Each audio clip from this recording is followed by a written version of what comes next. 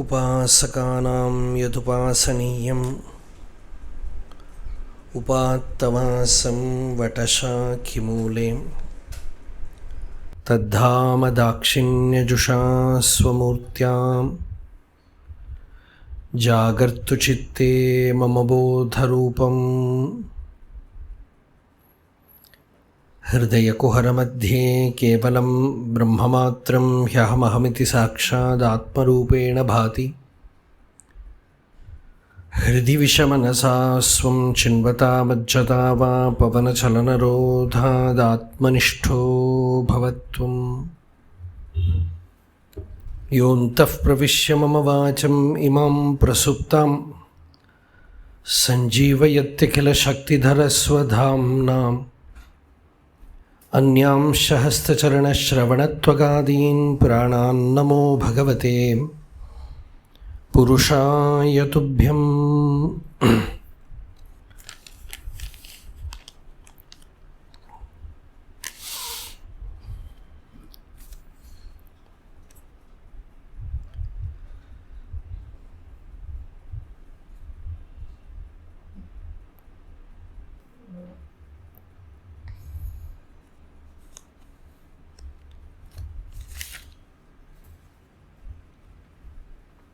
There is one question that we are reading here today.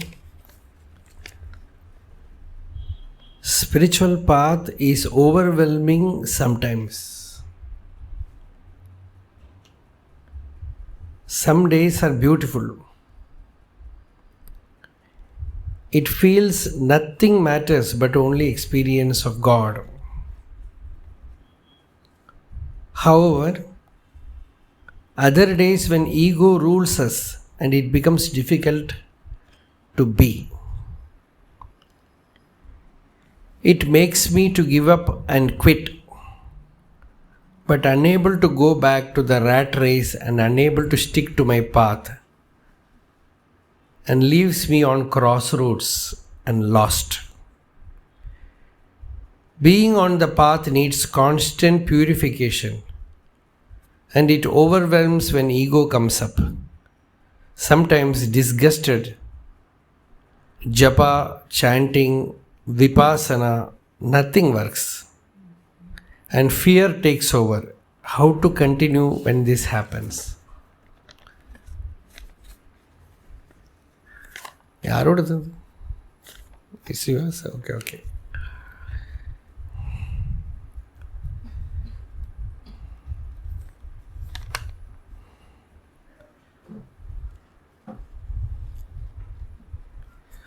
It's a very, very common problem. It's a very, very common issue with all the spiritual seekers. It is not special to anyone. Everyone has to, it will appear as if somebody has reached the summit in one jump. But it is not so. But somebody asked Bhagavan Ramana that how Bhagavan achieved this state so quickly. Bhagavan said, perhaps all my sadhanas are over in my last birth. All my reading, everything was over in my last birth. So when I opened the Bhagavad Gita, the meaning is so clear. So whatever I feel, I say. So Bhagavan said, perhaps. That's the only thing that can be said.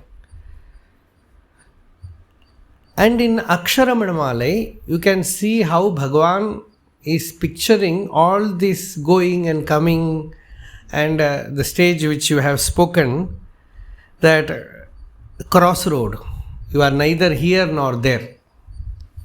You can neither join the worldly people, nor you have found absolute contentment. You have left the home nor reached the temple. That is usually in Kerala we say so. In Malayalam we say, left the house, not reached the uncle's home. I'm doing translation which Malayalam people will laugh at. So this is the thing, you have left the home and not reached the temple looks good. So it is like you are in the middle, and there comes all the viraha. This is what Bhagavan says in Aksharamanamala, Pokku Varavu. The state comes and it goes. Some days are beautiful, overwhelming. The overwhelming is grace. There is a grace period in spiritual life. Actually, in spiritual life only that grace period is there. They use it in some other fields. First you come here, you feel so much as if many people when they come first to Ramanashram, Tiruvannamalai, very few, many examples I know where they leave all other sadhanas. They will say, we have attained over.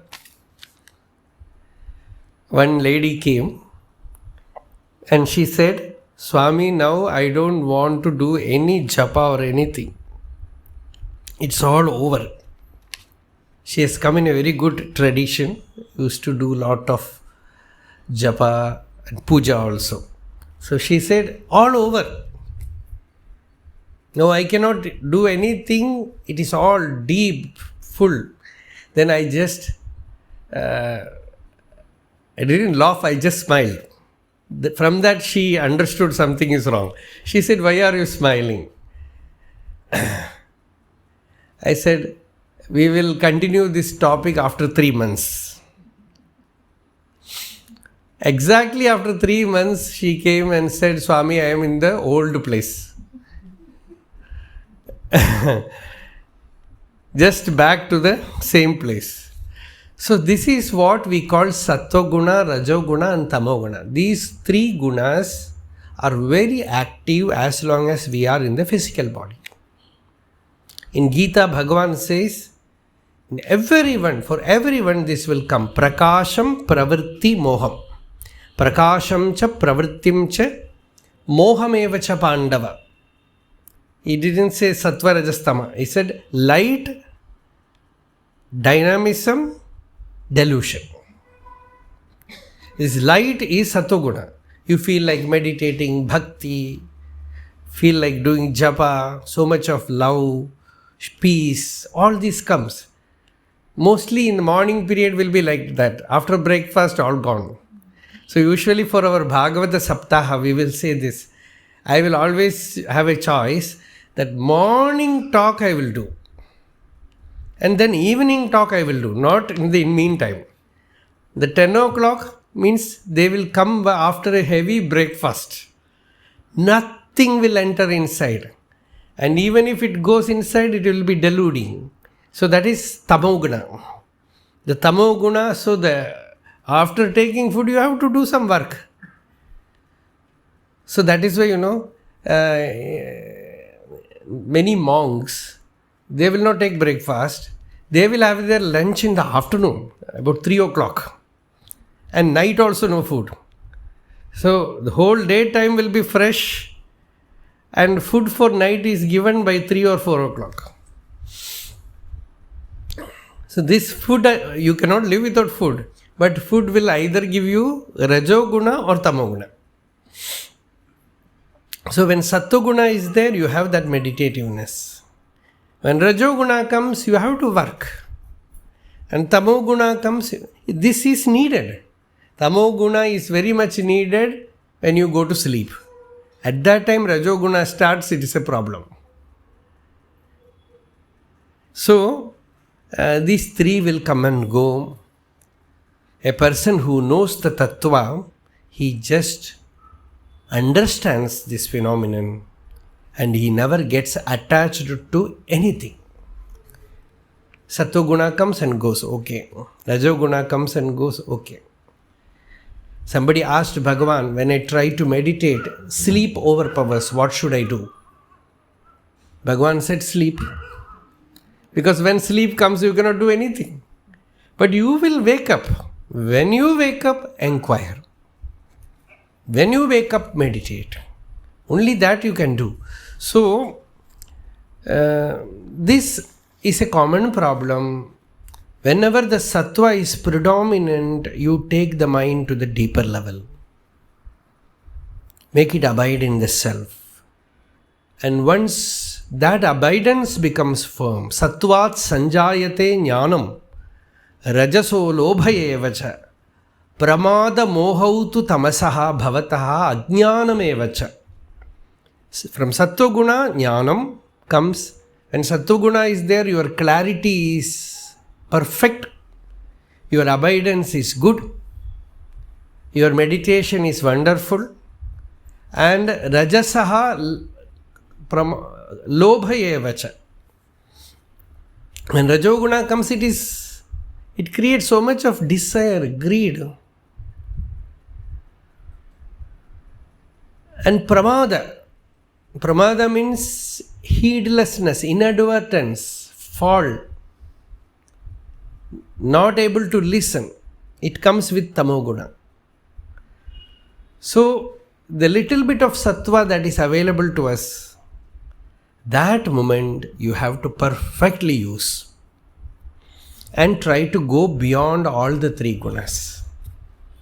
To become detached when rajoguna is there, tamoguna is there, not affected by them.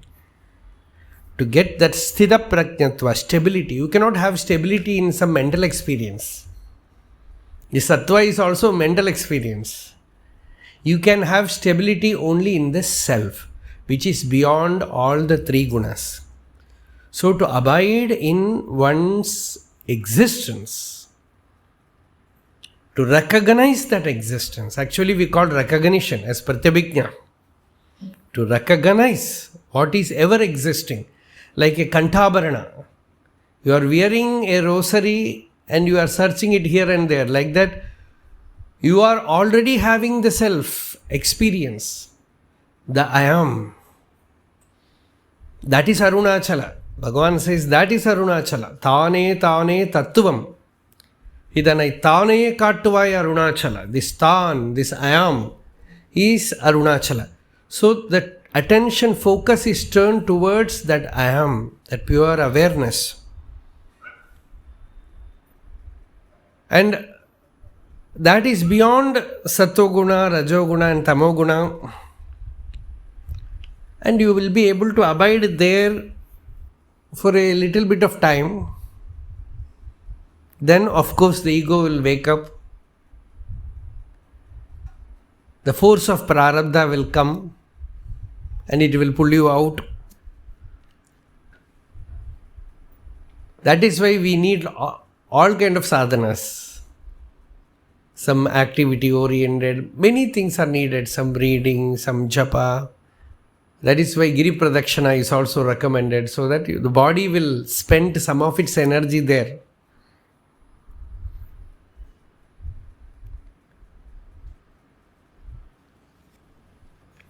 So whenever you are able to be. Otherwise give up the desire. Even the desire for liberation. Because you are the self. Accept this. Recognize it. In Ashtavakra Samhita, Ashtavakra tells Janaka, that is the Upadesha where he says, Ayameva hi te bandhaha yat samadhim anutishtasi. He says to Janaka, it's a great statement, now your samadhi practice has become a bondage for you. Because you have limited your experience to samadhi and you think, Ayameva hi te bandhaha yat samadhim anutishtasi. Yadi deham prithakritya chiti vishramya tishtasi adhunaiva sukhi shanto bandhamukto bhavishyasi. If you can separate the body mind and just abide in the chit, now here you will be free from all bondage. So this is the direct, not even this idea of that I have to meditate and get it.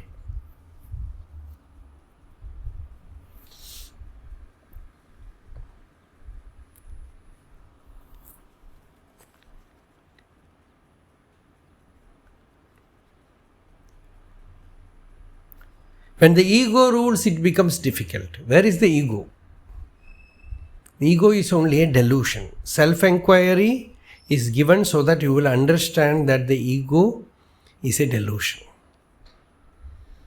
Bhagavan asks us to see the deep sleep state so that you will understand in your real self the ego does not exist. And here also, if you want to know the same thing, you have to inquire, where is this ego? What is this ego? Where from it arises? You just explore, investigate, and you find that the ego has no hold. It has no solid existence. Just that beingness is there. So when you want to fight, you fight and you fail, you try to give it up. Like that in sadhana also I feel I have to give up. See, this is a beautiful state where you can really give up. If you can really give up, many great Mahatmas have attained realization when they gave it up. When they at last told, I cannot attain. Ramakrishna used to say, one mantra. See, this stage also comes to everybody, that we will feel I cannot do anything. That is the moment of flowering of bhakti. The moment you feel you are powerless, because someday everyone will become powerless, because the body will grow old, the mind will lose its energy. So then this mantra will work. Ramakrishna used to say this to Divine Mother, that Naham Naham Tvam Tvam. Used to say, I don't exist, only you exist. Only you exist. I don't exist. You just try this mantra, all problem will be gone. The moment you say Naham Naham, I am not. Either you inquire the Aham, you will find Naham. Or you just say Naham, I don't exist. Bhagavan, you alone exist. Sometimes tears. Sometimes tears. Bhakti has to come. You have to do the first sadhana you did when you came to the world.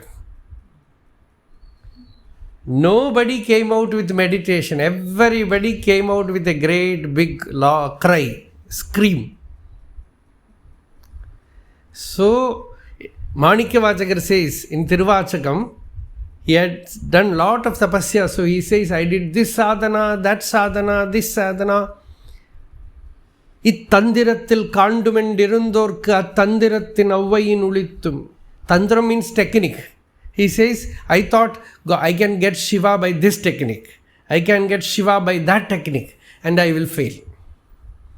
And then at last he says, when I left all techniques and cried, he appeared in me. That is, the failure of ego is the victory of God.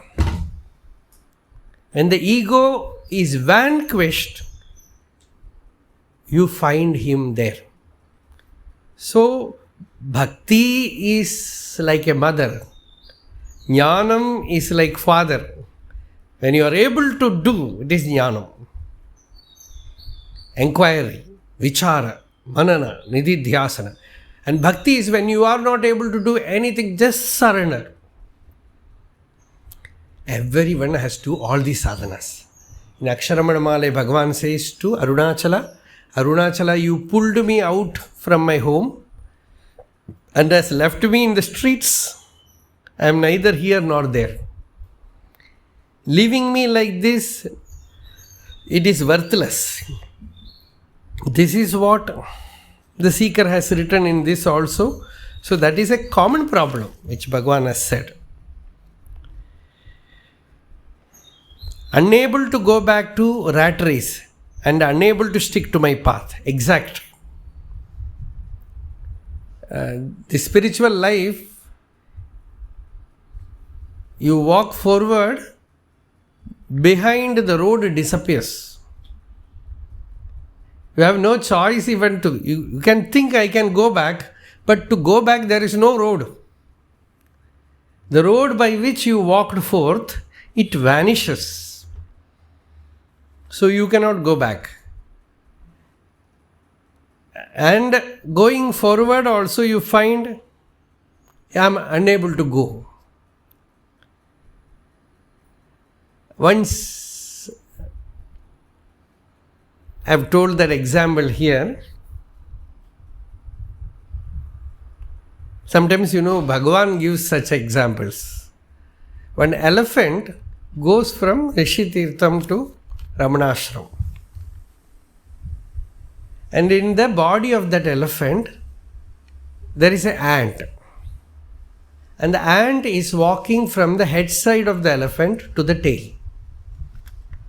And the ant is thinking that I am going to Rishitirtham. Rishitirtham is this place. But actually it is making its move. It is walking.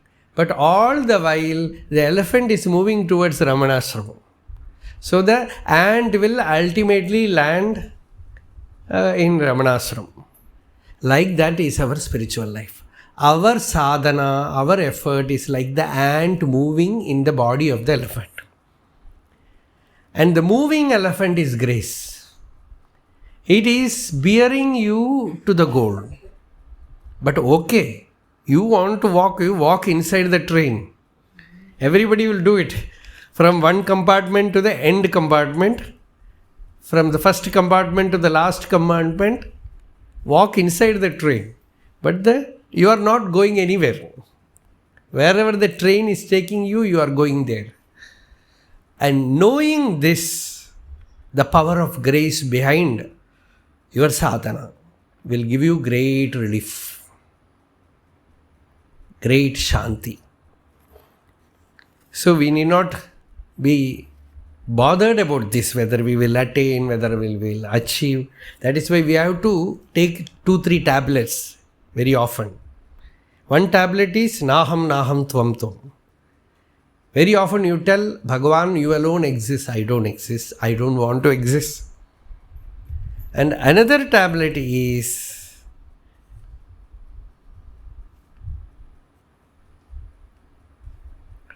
desirelessness. You have to very often say, when you feel you are not able to meditate, you try, you become frustrated, and you take this tablet and say, I don't want meditation. You will have meditation, sure. The moment you give up the desire, I don't want to. This desirelessness is the medicine. I don't want.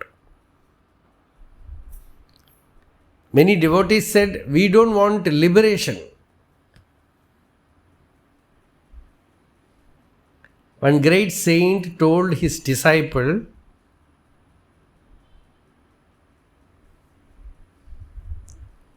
in an emotional state, he said, I don't want liberation. The disciple laughed. He was a great devotee. He laughed. And the Guru asked, why are you laughing? Maharaj, you are saying this after getting liberated. After attaining it, you are saying, I don't want to. No more will I be fooled by this. So this is it. So, being on the path needs constant purification. And it overwhelms when ego comes up. See, however high you fly, you should not forget the ground. So you need satsanga, you need scriptural knowledge, you need authentic saints to guide you. You should be flexible. You should have all kind of noble sadhanas. You have walked the path. You need everything because bondage comes from morning to night when you are awake, not in sleep. All that hours you have to keep yourself engaged in some kind of spiritual practice. Shankaracharya says in Shivananda Lahari, from morning to night he gives a routine. He says, Kanchit kalam umamahesha bhavataha padaravindarchanehi kanchit dhyana samadhibhisha natibihi kanchit kathakarnanehi kanchit avekshanaisha nutibihi kanchit dasham idrishim yaf prapnodi muda tvadarpita manaha jivan samuktaha khalu. He is a jivan mukta. He says he is a liberated being. How does he live? For some time he is doing some worship, some outer puja. And sometimes he is in very deep meditation. Sometimes in samadhi. Sometimes he is listening to the stories or reading good books, going to the temple, doing pradakshina, having contact with saints. And just thus, like till the night, his time goes in one or the other. And he is absolutely desireless. And he is doing all this with so much of joy. Muda. And he is completely surrendered to the divine. Such a person is a liberated being. So this gives us a clue for this sadhana. So purification, of course, whenever we feel ourselves impure, we will cry, we will hold to Bhagavan.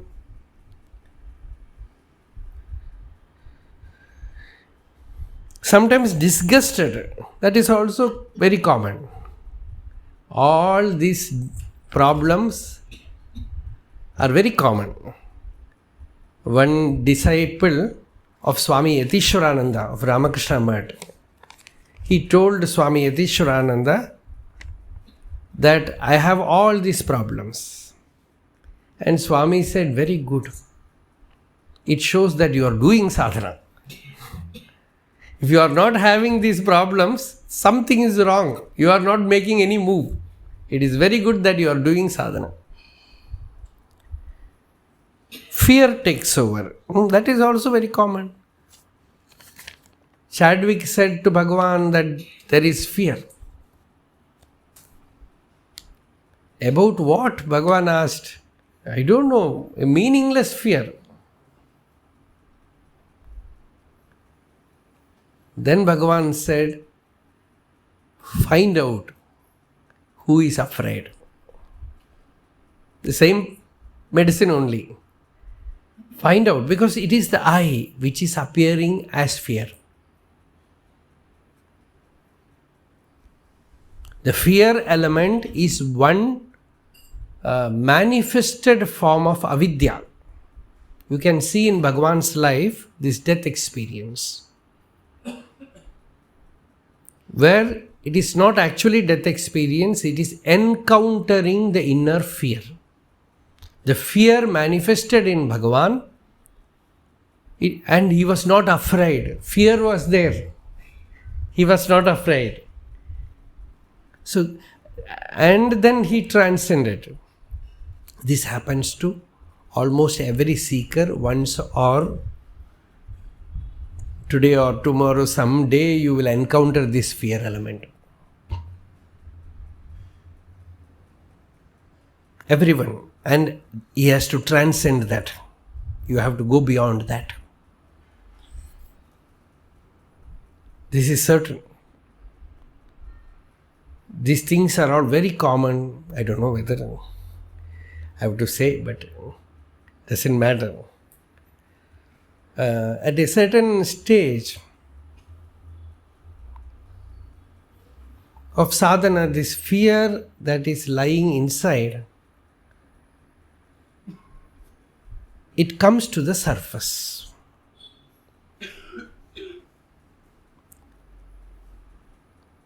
Fear of what? Fear of cessation,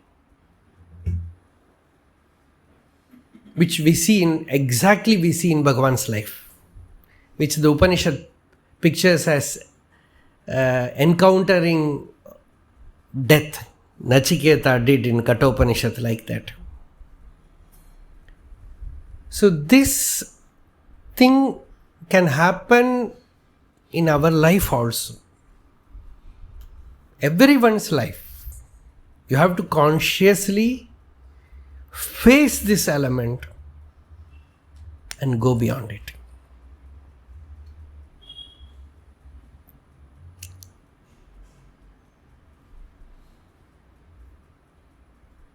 It will possess you like a ghost.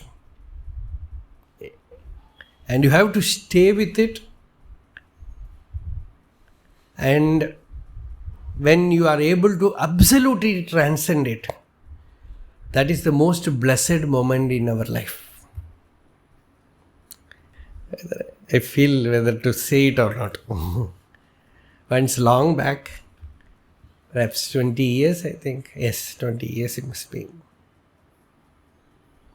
By the time I was giving talks somewhere in a Shiva temple in Kerala, I was giving a talk on Bhagavad Gita, Jnana Yogam.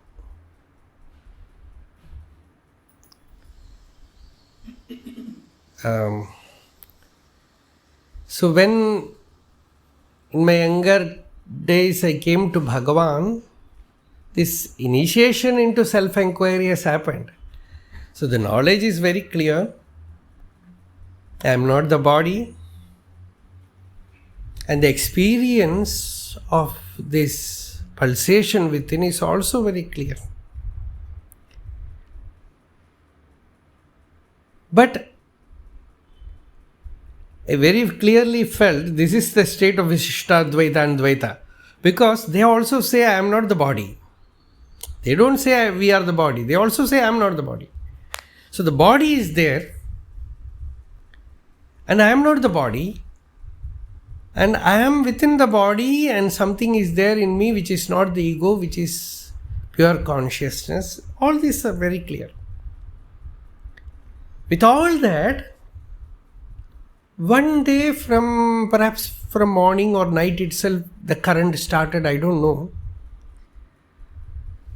There was a very strange current of, powerful current of fear. In the sense, the body is there. That is the problem. The body is there. Although I am not the body, okay, I am not the body, that is okay, but the body is there. The death is there. And I am telling you like this, like a verbal thing, but it was not verbal. It was a real, factual fear, something like electric shock fear. And no, it was not visible to others. That is the strange thing. It was not visible to others. I was doing all my daily routine. People were coming to see, many things were happening. Much younger period, you can see about more than 20 years. So, evening only the talk is there. And the whole day, it was like carrying a fire inside you. Kotaragni, like a fire in the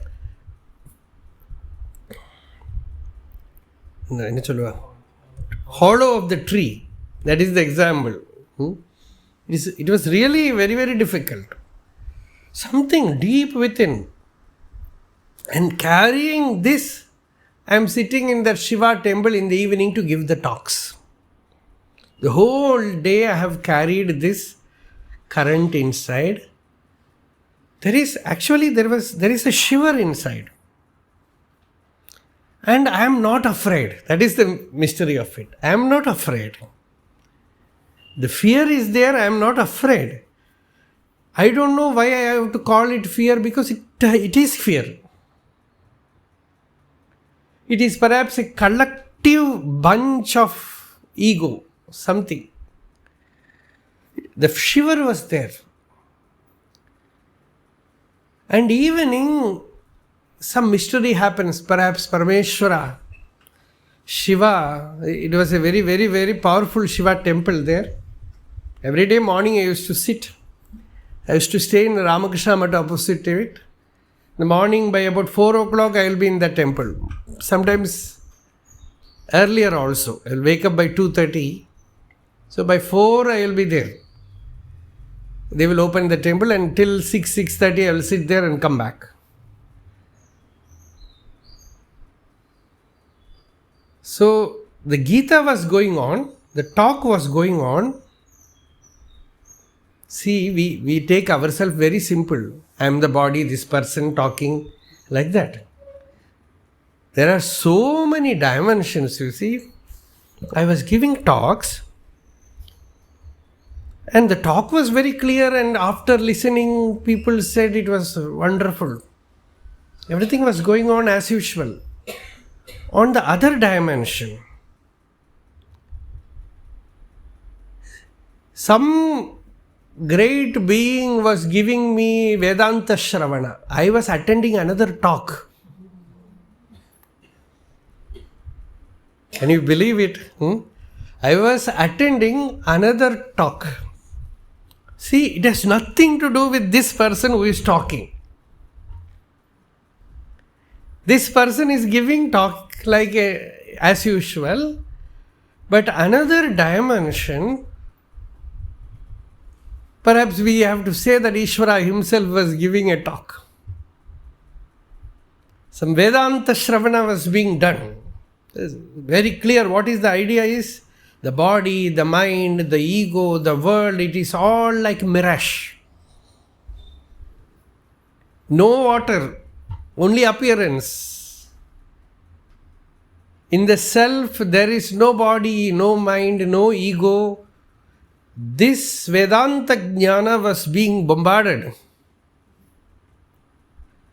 This side, this Jnana Yoga talk is happening. On the other side, true Jnana Yoga talk is happening. After 1.5 hours, I came out of the talks. It was like as if I have come back from a celestial bath.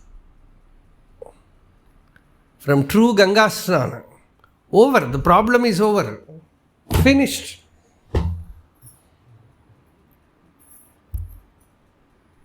So much of relief. Great relief.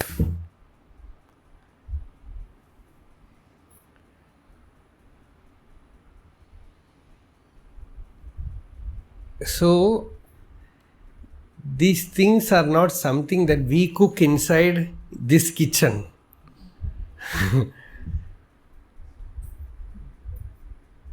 You have to be ready to get burnt.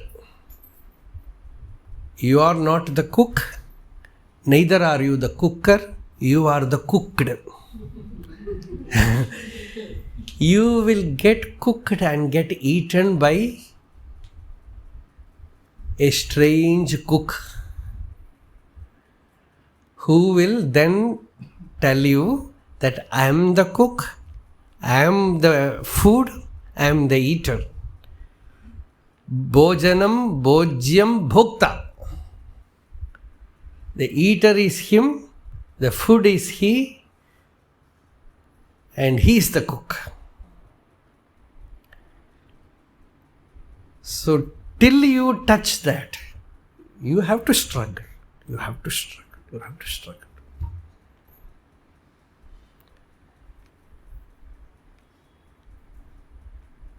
And we are never alone.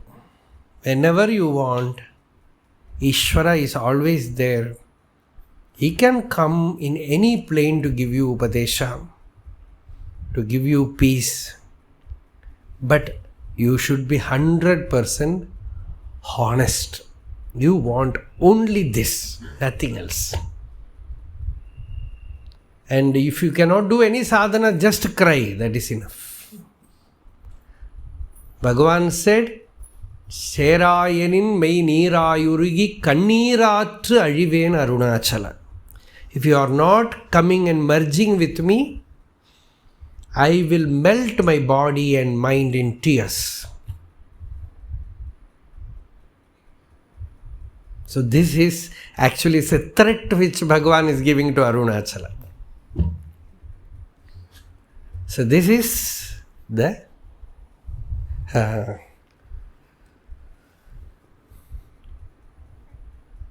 way of spiritual life.